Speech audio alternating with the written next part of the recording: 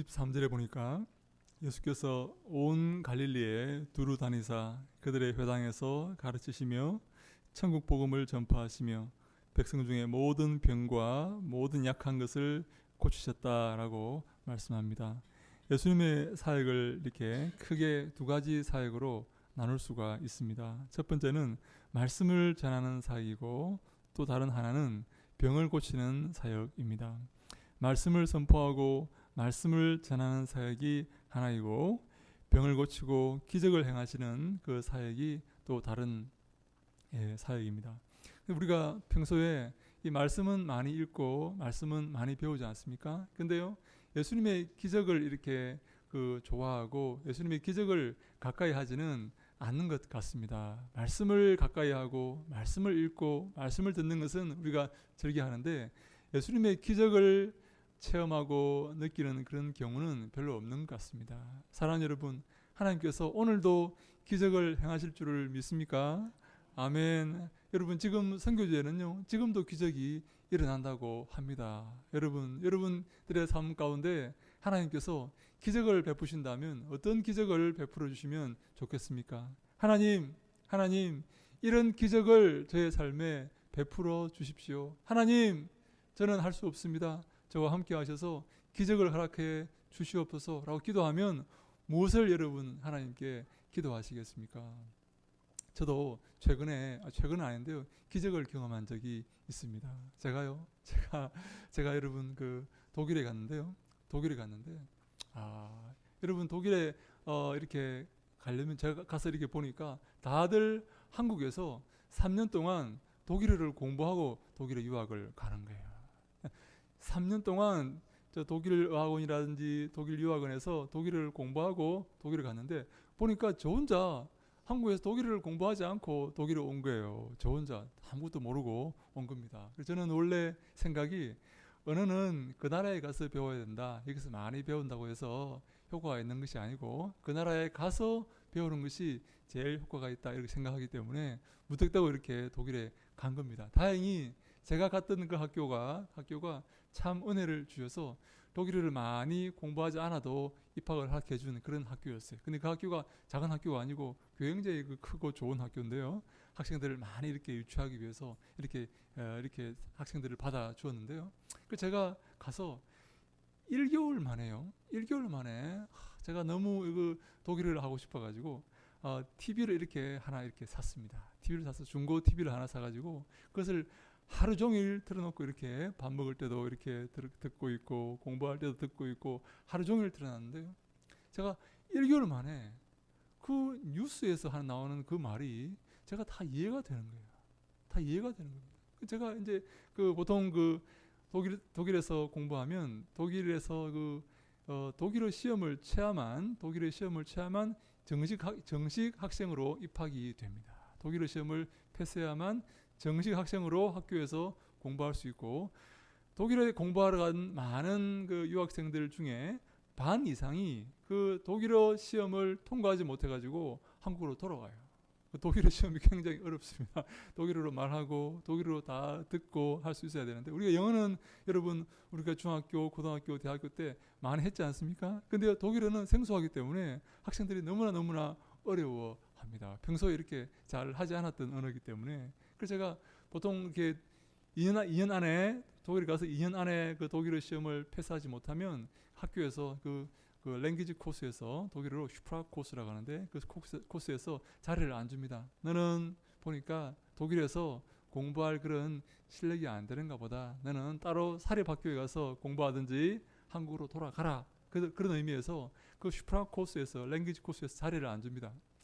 2년이 지나면 2년 안에 시험을 패스를 해야 되는 거예요. 2년이 지나면 자리 없기 때문에 다른데 사립학원에 가서 배우든지 그렇게 해야 되는데 제가 여러분 몇 년 만에 합격을 했는 줄 아십니까? 1년 만에 제가 합격을 했어요. 여러분 여러분 별로 이렇게 안 놀라시는데 여러분 제가 지금도 제가 독일어를 들으면 다 들려요. 독일어가 다 들려요. 얼마 전에 제가 어떤 우리 한국이 곧 통일이 된다고 이렇게 독일에서 독일 통일에 주역된 목사님이 한 분 계시는데 보네베르그라는 목사님이 계시는데 그분을 초청해가지고 우리가 강연을 한국에서 여러 교회에서 강연을 들었습니다. 여러 학교에서 그리고 여러 교회에서 국회 청와대에서도 그분이 가서 강연을 이렇게 하였는데 그분이 이렇게 저희 모임에 온 거예요. 저희 큰 모임에 이렇게 왔는데 그 통역자를 데리고 왔겠죠. 그래서 이제 그 항상 맞추고 통역을 잘 할 수 있는 전문 통역자를 한 사람을 이렇게 데리고 왔어요. 그래서 제가 이렇게 같이 모여서 얘기를 이렇게 나눠보니까 그 통역관보다 제가 독일어를 더 잘하는 거예요. 그리고 이 보네베르거 목사님이 제보고 통역을 하라는 거예요. 내가 더 잘한다고. 예? 그래서 제가 여러분 그 통역을 했다는 거 아닙니까? 거기서.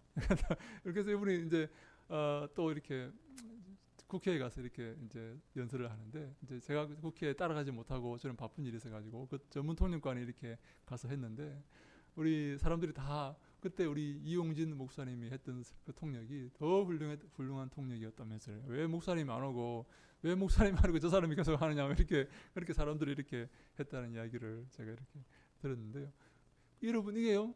이 기적입니다. 이게요. 이렇게 그렇게 들리는 게 아닙니다. 저는 우리가 영어를 그렇게 오래 공부해도 10년, 20년 공부해도 아직까지 영어를 여러분 잘 못하고 영어가 안 들리는 사람이 수두룩합니다. 미안하지만요. 제가요. 고등학교 영어 선생을 했는데요. 아직까지 영어가 안 들립니다. 완벽하게 안 들려요. 지금 무슨 말인가 빨리 지나가면 안 들립니다. 그런데 희한하죠. 독일어는요. 한 단어도 빠짐없이 머릿속에 다 들려요. 지금도 다 들려요. 제가. 여러분 이게요. 기적이 아니고 무엇입니까? 이런 사람이 노력해서 저는 되는 게 아니라고 이렇게 생각을 하여서 하나님께서 왜 제게 독일어를 이렇게 하게 하셨는가? 독일어를 이렇게 알게 하셨는가? 굉장히 제가 지금도 궁금하고 하나님께서 독일의 어떤 소망을 저를 통해서 갖고 계신가 하는 그런 생각도 하는데요. 제가 한 가지 더 이렇게 그 중요한 여러분 그 기적을 경험하는데요. 독일 사람들은요. 이 기적을 잘 믿지 않습니다. 아주 합리적이고 이성적인 사람이기 때문에 기적을 별로 좋아하지도 않습니다. 황당무계한 생각이라고 생각합니다. 예수님께서 물 위로 걸으셨지 않습니까? 독일 사람들이 뭐라고 생각하는지 아십니까? 네, 예수님이 저 어스름한 저녁에 저 뚝 위로 이렇게 걸어가시는데 멀리서 보니까 꼭 저기 뚝이 안 보이고 이렇게 찰랑찰랑한 파도만 보이기 때문에 물 위로 걸어가시는가 보다라고 생각한 거지 어떻게 사람이 물 위로 걸어갈 수 있냐고 그런 소리 하지 말라고 이렇게 독일 사람들은 그렇게 믿지 않습니다. 믿지 않아요. 제가 독일에 갔는데 참 기적이 하나 있었는데 제가 독일에 처음에 딱 이렇게 튜빙겐이라는 그런 대학에 갔습니다. 가니까 박사과정 모여서 공부하는 연구하는 그런 곳에 제가 이렇게 갔죠. 왜냐하면 제가 박사 학위를 받으려고 논문을 쓰려고 했기 때문에 갔더니 머리가 백발인 지도 교수님이 한 분 이렇게 계시는 거예요. 너무 무서워요. 목소리가 얼마나 큰지. 그래 저한테 다짜고짜 뭐하러 왔냐고 이게 뭐하러 왔냐는 거예요. 그래서 제가 너무 쫄아가지고 제가 네 박사 학위 논문을 쓰려고 왔습니다. 겸손하게 이렇게 제가 겸손할 수밖에 없죠. 제가 거기서 어떻게 하겠습니까? 쫓겨나면 큰일인데. 예. 그래서 했더니 그 교수님이 껄껄껄껄 이렇게 웃으면서 제가 마음에 들었나 봐요. 전화번호를 하나 탁 주면서 내일 전화를 하라는 겁니다. 내일 자기 집으로 전화를 하래요. 그래서 제가 이제 독일은 제가 다 들리니까 두려운 마음으로 전화를 이렇게 걸었더니 그 교수님이 자기 집으로 찾아오라는 겁니다. 저 어디 바운호프 역으로 가서 몇 번 버스를 타고 어디에 내려서 몇 분과로 어떤 슈트라세로 나를 자기 집으로 찾아오라는 거예요. 2시까지 찾아오라는 거예요. 얼마나 제가 떨렸는지 정장을 탁 하고 탁 넥타이를 탁 메고 이렇게 코트를 탁 입고 이렇게 갔습니다. 갔더니 그 교수님이 하는 말이 왜 잔치복 차림으로 이렇게 왔냐고 파티복 차림으로 왔냐면서 이렇게 제가 갔더니 그 교수님이 2시부터 저한테 공부를 가르쳐 주시는데요. 첫 시간은 그분 아내가 라틴어 선생님입니다. 라틴어 선생님. 첫 시간은 라틴어를 가르쳐 주시고 두 번째 시간은 저한테 신학을 가르쳐 주시는 겁니다. 저를 붙들고 앉혀놓고 가르쳐 주시는 겁니다. 네? 그래서 제가 그분한테 얼마나 학문을 잘 배웠는지 모릅니다. 제가 지금도 여러분요 강의 우리 학교에 강의 가면요 제가 여러분 강의 평가가 제가 1등입니다. 제가 1등. 네? 제가 1등입니다, 여러분. 네? 할렐루야입니다. 예, 근데요, 제가 참 그분한테 너무나 많이 이렇게 배웠는데, 제가 그렇게요, 일주일에 2번 화요일 날 목요일 날 그분 그 댁에 찾아가서 첫째 시간은 라틴어, 둘째 시간은 신약 신학을 이렇게 그 교수님한테, 오토베츠 교수님한테 무릎을 맞대고 이렇게 배운 겁니다. 저는 그것이 크게 이렇게 뭐 큰일이라고 생각하지 않았습니다. 아, 원래 이렇게 하는 수도 있는가 보다. 이렇게 교수님들이 이렇게 사람이 착하고 선하시구나 라고 생각하고 그렇게 개의치 않았는데, 제가 어떤 3년 정도 이렇게 지났을 때 어떤 독일 친구들과 이렇게 공부를 하다가 아, 내가 지금 공부하러 가야 되니까 내가 지금 다음에 보자 이렇게 가는데, 그 친구가 어디 가냐고 해서 네, 오토베츠 교수님한테 내가 개인 교습을 받으러 간다. 집으로 내가 찾아간다. 지금 그 시간이기 때문에 빨리 가야 된다 하니까 그 학생들이 이렇게 말하는 겁니다. 어떻게 그럴 수가 있냐고. 어떻게 우리한테는 시간도 안 내주는데, 우리한테는 조금의 시간도 안 내줘. 얼마나 음악에 이렇게 하는데 뭐 감 지르고 이렇게 하는데 어떻게 집으로 초대해서 이렇게 라틴어와 신약신학을 가르쳐주고 이렇게 할 수 있냐고. 막 이렇게 막 너무 원통이 하고 애통이 하는 거예요, 그 아이들이요. 그래서 제가 이 교수님이 나한테 큰 은혜를 베풀어 주셨구나. 나한테 큰 사랑을 베풀어 주셨구나. 저 이역만리 한국이라는 조그만 나라에서 이까지 날아와서 얼마나 고생이 많으냐, 얼마나 수고가 많으냐, 얼마나 힘드냐. 음식도 다르고 기후도 다르고 문화도 다르고 물도 다르고 다 다른데 여기서 이렇게 공부한다니 얼마나 수고 많으냐. 내가 가르쳐 주마. 그렇게 해서 그 교수님이 저한테 가르쳐 주신 거예요. 그래서 제가 그 사랑을 깨닫고 한참 후에 시간이 가면 갈수록 그 사랑이 이렇게 느껴지는 거예요. 내가 만약에 다음번에 내가 교수가 된다면 내가 이 교수님처럼 그렇게 학생들에게 사랑을 베풀리라 하는 결심을 제가 하고 독일에서 이렇게 왔습니다. 여러분, 근데요, 이 교수님이 연세가 너무 높으셔가지고 80이 넘으셔가지고 저를 지도할 수가 없는 거예요. 정식으로, 물론 사적으로 이렇게 불러서 지도할 수 있지만 정식으로 학교에서 이렇게 공문을 내려서 지도교수로 이렇게 정해서 논문을 지도할 수가 없는 거예요. 현역 교수에게 제가 가서 다시 그 약속을 하고 지도교수로 이렇게 인정을 받아서 그 지도를 받아야 하는 겁니다. 그래서 제가 학교에서 한 사람 현역 교수님을 찾아갔습니다. 리히텐베아그라는 교수님입니다. 리히텐베아그라는 교수님인데 이분이요, 그렇게 사람이 좋아요. 얼마나 사람이 좋은지 모릅니다. 이분이 폴란드 출신인데요, 그렇게 사람이 좋아요. 그래서 제가 이분한테 너무 이렇게 마음을 이렇게 터놓고 이분한테 제가 수업을 잘 봤는데요. 이분 수업이 어떤 수업이 있었냐면 고린도전서 수업이 있었습니다. 고린도전서, 여러분 아시죠? 고린도전서 수업이 있는데요. 그 고린도전서의 15장에 보면 여러분 어떤 내용이 나옵니까? 고린도전서 15장에 어떤 내용이 나오죠? 부활이 나오지 않습니까? 그 부활장입니다. 15장이 고린도전서 15장이 부활장입니다. 근데 이 교수님이요, 이런 말을 하는 거예요. 수업하면서 예수님의 부활은 그들의 소망을 표현한 것이다. 실제로 부활한 게 아니고 그들의 소망을 드러낸 것이다. 라고 수업 시간에 얘기를 하는 겁니다. 그런데요, 여러분, 제가 그때만 해도 30살 아닙니까? 너무 제가 이렇게 마음이 아픈 거예요. 저분이 과연 제가 제 길을 의심하였습니다. 저분이 과연 부활을 믿지 않는 것인가? 내 지도 교수님인데 저분이 부활을 안 믿는다는 말인가? 부활을 안 믿는다면 우리의 신앙이 헛것인데, 우리의 신앙이 잘못된 것인데, 야, 이럴 수가 있는가 하고 제가 여러분 그분한테 당돌하게 질문을 던집니다. 자, 우리 함께 주보 뒤에 나옵니다. 고린도전서 15장 12절로 14절 말씀.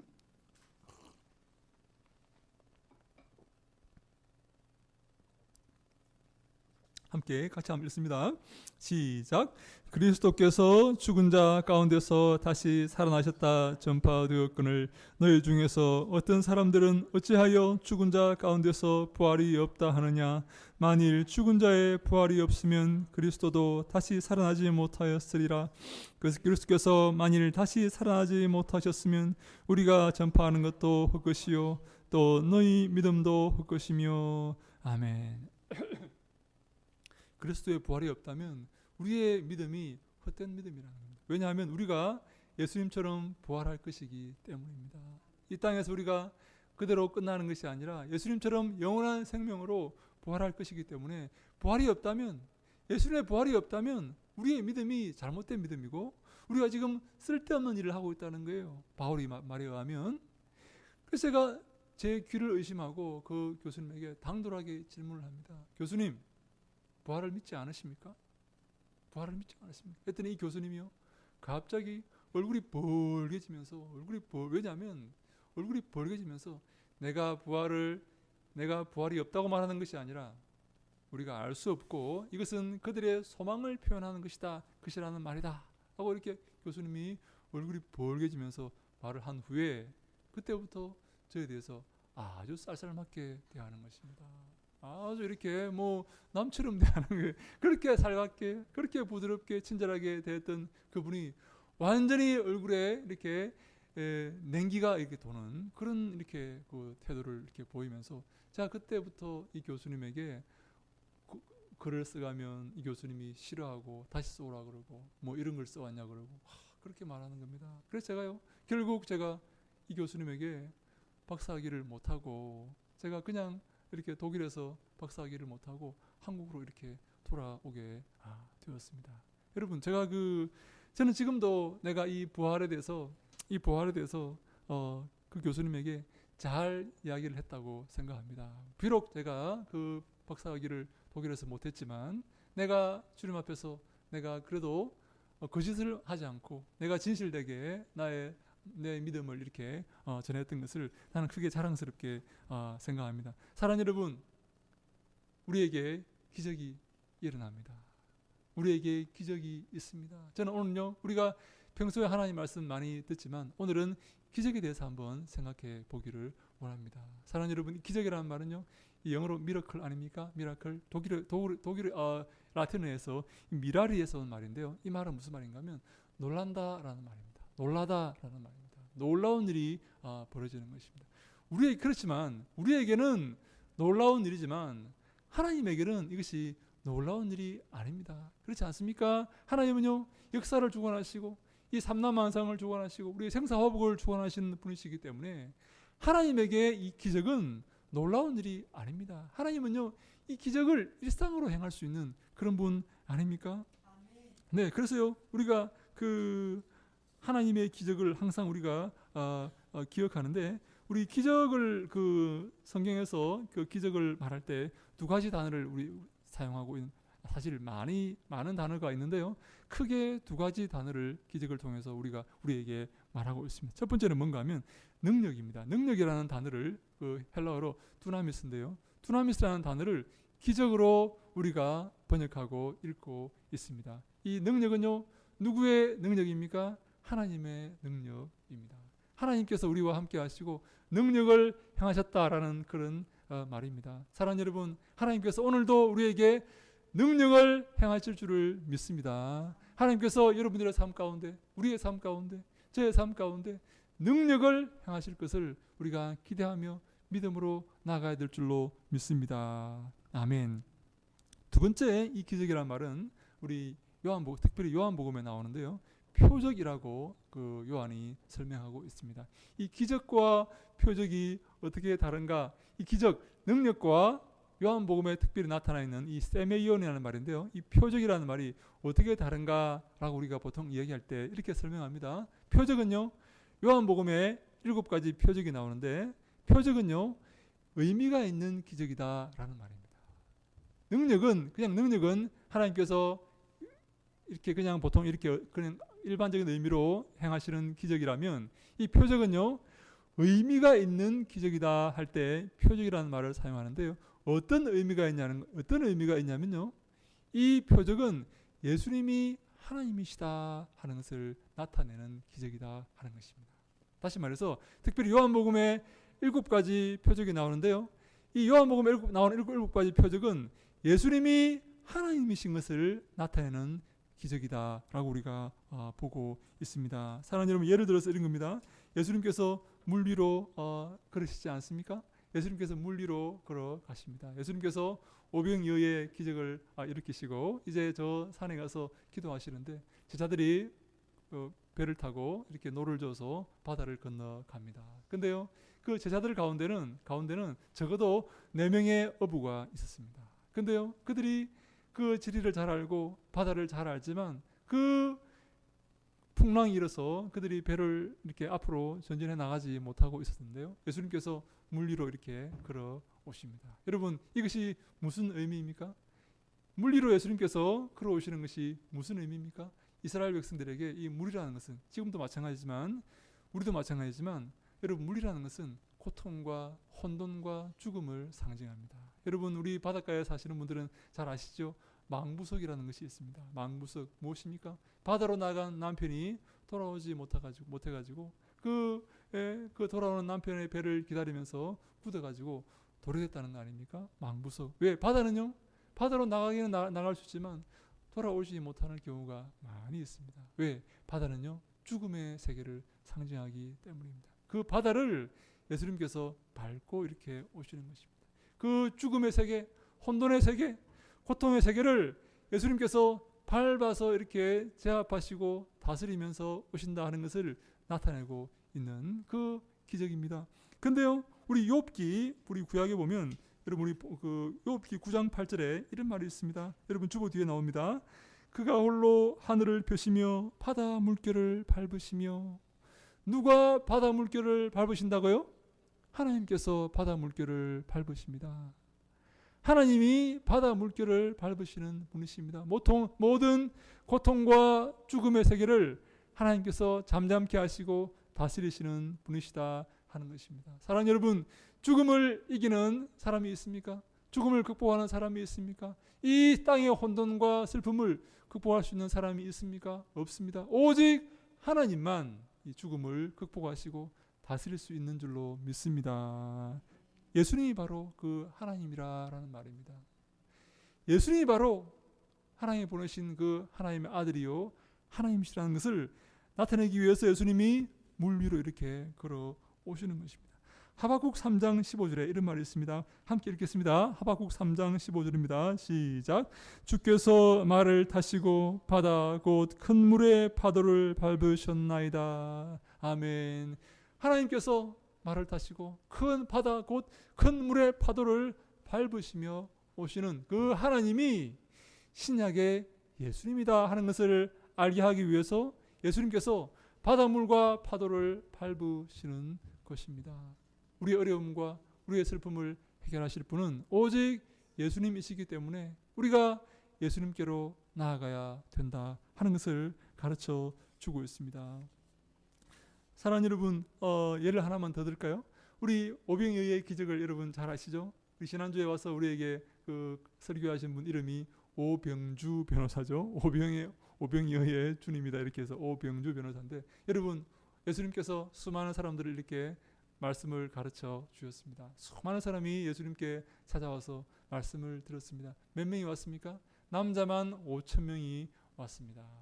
여자랑 아이들이랑 노인이랑 다 합치면 아마 2만 3만 명이 넘는 그 거대한 청중이 예수님께 나와서 말씀을 들었습니다. 이제 오랫동안 말씀을 듣고 그들이 다 이렇게 돌아가야 되는데 예수님께서 그들이 배를 이렇게 곪고 이렇게 배고픈 상태에서 그냥 보내시는 것을 원치 않아서 예수님께서 제자들에게 이렇게 말씀하십니다. 너희들이 먹을 것을 주오라. 너희가 먹을 것을 주오라. 여러분, 제자들이 먹을 것을 줄 능력이 됩니까?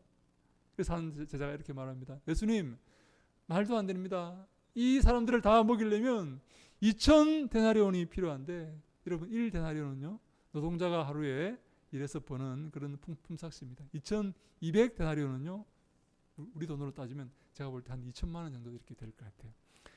이 사람들을 다 먹이려면 200 데나리온의 그런 돈이 필요한데 우리가 지금 다 버리고 다 이렇게 예수님을 빈손으로 예수님을 따르고 있는데 우리에게 무슨 돈이 있습니까? 하니까 한 제자가 스테반이라는 그 한 제자가 와서 이렇게 말합니다. 예수님, 여기에 아이가 가지고 온 도시락이 있는데 이것이 무슨 소용이 있겠습니까?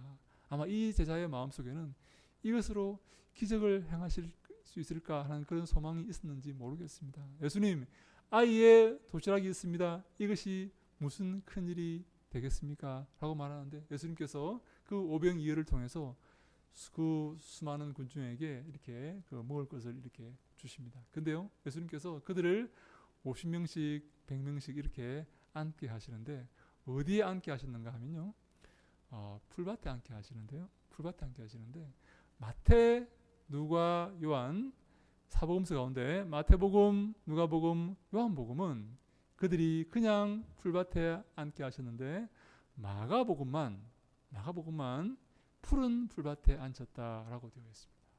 마태, 누가, 요한은 그냥 풀밭에 앉히셨는데 마가복음만 예수님께서 그들을 푸른 풀밭에 앉혔다 이렇게 기록하고 있습니다. 여러분, 마가는 이 푸른이라는 말을 쓰면서 우리에게 무슨 얘기를 하고 싶었던 것일까요?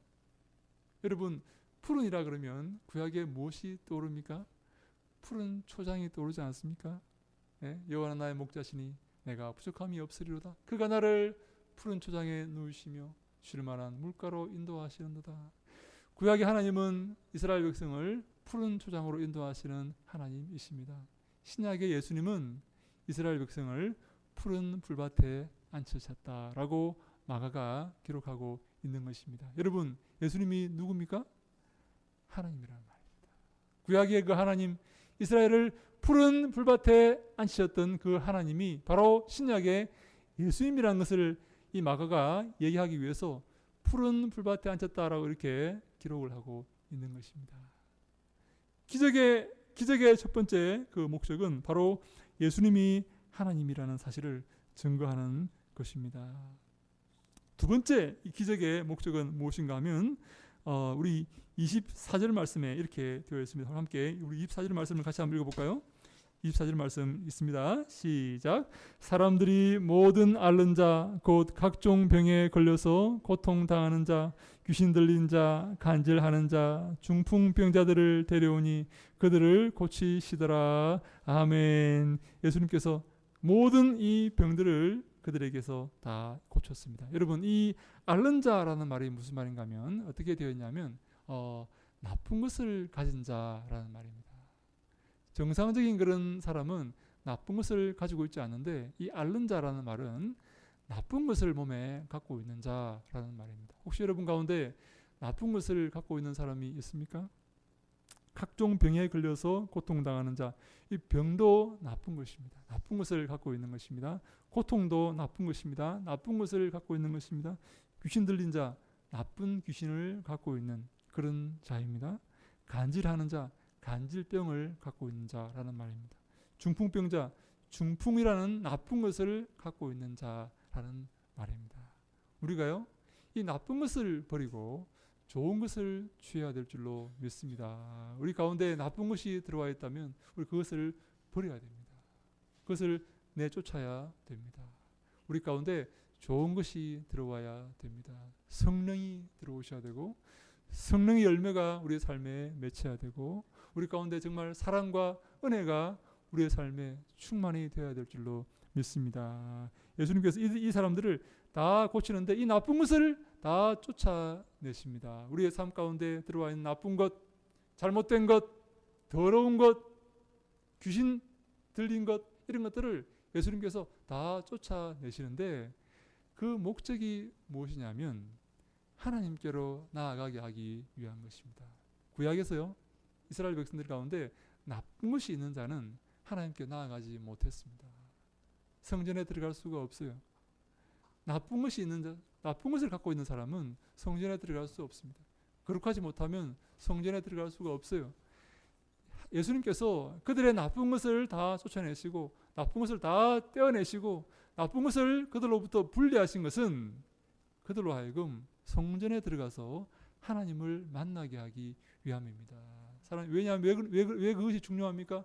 그것이 가장 중요합니다. 하나님을 만나는 것이 가장 중요합니다. 하나님께 나오는 것이 가장 중요합니다. 내가 여호와의 전에 영원히 살리로다 했던 그 다윗의 고백처럼 하나님 앞에 나와서 하나님께 예배하는 것이 가장 중요하기 때문에 하나님을 만나는 것이 가장 중요하기 때문에 예수님께서 그들의 삶 속에서 나쁜 것을 분리해내시고 그들이 다시 하나님께 나아가서 하나님을 만나고 하나님께 예배하고 하나님께 경배하게 하시기 위해서 이런 기적을 행하신 것입니다. 사랑하는 여러분, 우리의 삶 속에 나쁜 것을 제하여 버리시고 깨끗한 마음으로 거룩한 마음으로 주 앞에 달려나아가 주님께 예배하는 우리가 되어야 될 줄로 믿습니다. 예수님께서 기적을 행하신 이유가 바로 그것입니다. 예수님이 하나님이심을 증거하고 또 우리가 그 기적을 통하여서 하나님께 나아가게끔 하는 것이 바로 기적의 목적입니다. 사랑하는 여러분, 하나님께서 기적을 허락하여 주셨는데 여러분 그 기적을 가지고 세상으로 나아간다면 그것은요 잘못된 것입니다. 그 기적을 가지고 하나님께로 나아가야 됩니다. 하나님께 예배하러 나아가고 하나님을 섬기러 나아가고 하나님께 영광 돌리러 나아가야 됩니다. 마지막으로 우리 기적을 통해서 우리가 한 가지 기억할 것은 이 기적이 우리의 힘으로 이루어진 것이 아니라는 사실입니다. 이 구원이요, 이 기적과 이 구원이 나의 힘으로 이루어진 것이 아니라 하는 것을 알게 하시기 위해서 예수님께서 기적을 행하시는 것입니다. 여러분, 우리의 구원이 누구의 선물입니까? 하나님의 선물입니다. 예수님의 그 십자가의 그 공로로 우리가 구원을 받게 되었고 우리가 하나님을 섬길 수가 있게 되었고 하나님의 자녀가 된 것입니다. 그래서 우리는 이 기적을 주신 하나님께 항상 감사하며 기뻐하며 살아야 됩니다. 사랑하는 여러분, 우리에게 기적이 필요한데요. 여러분 가장 큰 기적이 무엇입니까? 가장 큰 기적이 뭐라고 생각하십니까? 우리의 뭐 이렇게 돈이 많이 벌리는 것이 여러분 큰 이렇게 무슨 뭐 명예를 얻고 권세를 얻는 것이 기적이겠습니까? 가장 큰 기적이 무엇이겠습니까? 여러분 저는요 우리가 구원을 받은 것이 가장 큰 기적이 아닌가라고 생각을 합니다. 우리가 죽을 수밖에 없는 죄인에서 우리가 하나님을 알지 못하는 죄로 말미암아 죽었던 그 상태에서 예수 그리스도의 십자가의 보혈의 공로로 우리가 구원을 받고 하나님의 자녀가 되었습니다. 여러분 이것보다 더 소중하고 이것보다 더 가치 있는 기적이 있겠습니까? 여러분 이것이 뭐 우리가 구원을 얻고 우리가 하나님의 이 지옥의 자식에서 하나님의 자녀가 된 이것보다 더 가치 있고 중요한 것이 있습니까? 있습니까, 여러분? 저는 이것이 가장 중요하고 가장 가치 있는 것이라고 생각합니다. 여러분 무엇과도 바꿀 수 없는 우리의 생명과 바꿀 수 있는 것이 있습니까? 없습니다, 여러분. 이 영원한 생명과 바꿀 수 있는 것이 없습니다. 이것이 가장 가치 있고 가장 중요한 것이라고 저는 생각을 합니다. 우리에게 이런 놀라운 기적을 베풀어 주신 하나님을 기억하고 예수님의 사랑을 기억하며 항상 기뻐하며 감사하며 살아가는 우리가 되어야 될 줄로 믿습니다. 사랑하는 여러분, 하나님 오늘도 이 시간 우리에게 기적을 베푸시기를 원하십니다. 예수님을 증언하고 복음을 전하고 하나님께 감사하고 하나님을 바라보게 하기 위해서 예수님은 기적을 행하실 준비가 되어 있다고 저는 생각을 합니다. 여러분 우리의 마음을 주님께 향하고 주님이 기뻐하시는 삶을 살아갈 때에 하나님 우리의 삶에 기적을 행하시고 오늘도 우리와 함께 하시고 우리 교회를 통해 큰 영광 드러내실 것입니다. 그런 은혜가 우리 모두에 있기를 주님 이름으로 축원합니다. 아멘. 마지막으로 우리 마가복음 16장 17절로 18절 말씀을 함께 읽겠습니다. 맨 마지막에 나와 있습니다. 시작.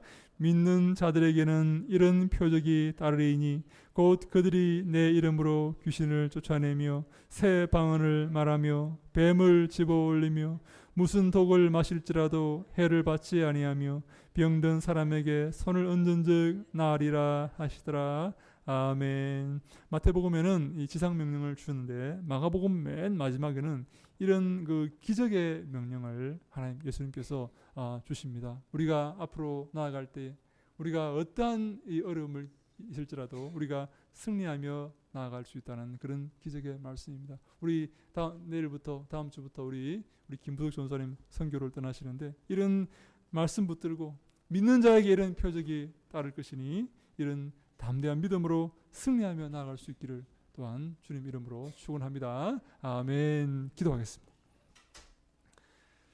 하나님 감사합니다. 저희들을 사랑하셔서 우리에게 은혜를 다하시고 힘을 다하시고 지혜를 다하셔서 이 땅에서 예수 그리스도를 믿게 하시고 주님의 자녀로 승리하며 살게 하시니 감사합니다. 아버지 저희들의 삶을 통해 주님께 영광 돌리기를 소망하오니 우리가 주님의 그 기적을 소망하며 그 기적을 사모하며 항상 그리스도의 뒤를 따르는 저희들 아버지여 다 되게 하여 주시옵소서. 축복하실 것을 믿사옵고 예수님 이름으로 기도하옵나이다. 아멘.